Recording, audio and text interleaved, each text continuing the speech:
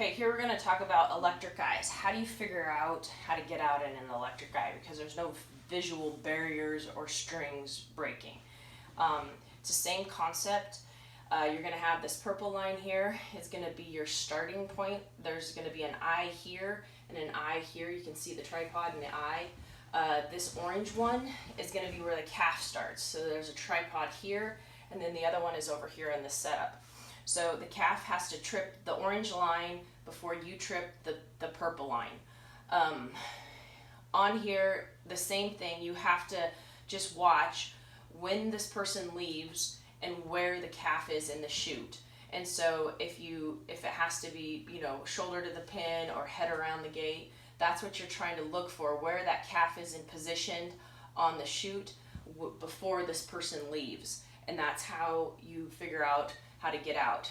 On electric eye, you almost need someone to break out to actually figure out what's too short and not too short, because there's no visuals where you can't tell if they're in the barrier or not in the barrier, because when they come across the line.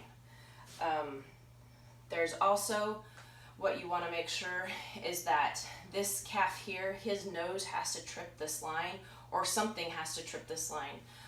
You need to pay attention as well, because there's only one laser beam shooting across on this line.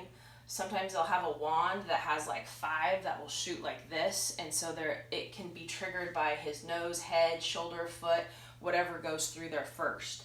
When they're just standalone eyes like this, there's only one point of laser beam, and so whatever trips that laser beam, that's what's going to break it. The same for your horse. So this horse's head is up above the plane of the barrier line. His nose will not trip it. His chest and his legs are going to trip it.